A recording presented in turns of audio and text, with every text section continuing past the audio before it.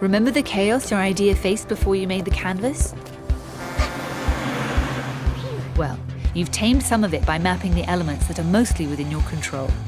But the world out there is full of threats, constraints, and opportunities beyond your control. They create the environment in which you'll design and build your business model, and in which your business will fight for survival every day. Just because you can't control these factors doesn't mean you can't and shouldn't account for them in your model. Doing so will help prepare your model for threats, ready it for changing legal constraints, and prime it to jump on innovations. Let's see how mapping the environment will affect the Boomer travel agency model. On the right, you'll map market forces, everything related to the customer segments you've selected. Ask yourself, which other segments are there? Which ones are the most lucrative? Looks like Beth's discovered a segment of boomers with a range of disposable wealth. You could ask, which segments are growing and what do they most want? And why might your customers resist? Okay, good. Boomers have trouble adapting to new technology. Now above your canvas, map key trends. Are new technologies about to undercut your value proposition or supercharge it? What regulations are coming up? How is society at large shifting? Right, Carl. Rising medical costs could weigh heavily on your customers. Now to the left, map industry forces. Who are your main competitors? What advantages do their business models provide? Could they crush you? Your industry may already have a dominant competitor, but ask yourself, where are their weaknesses?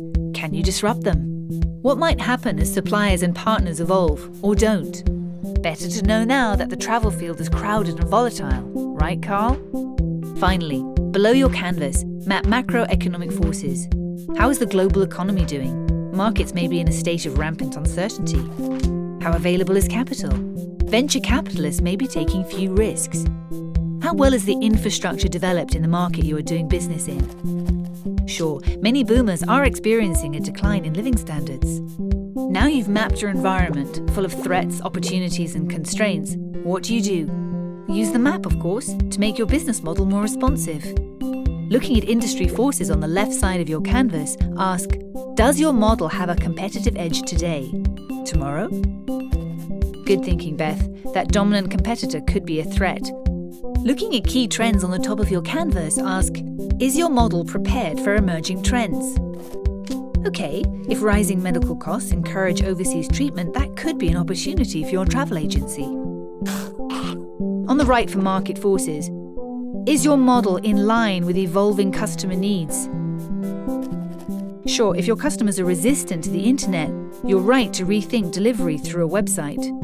And below for macroeconomic forces, how will your model adjust to macroeconomic shifts? Yes, Beth. Unfortunately, travel is becoming a luxury that a growing number of your customers can't afford. But don't be overwhelmed by these elements. Asking and answering these questions will help make your business model better suited to its environment and that much more likely to succeed. Now you're ready to start testing your model in the real world.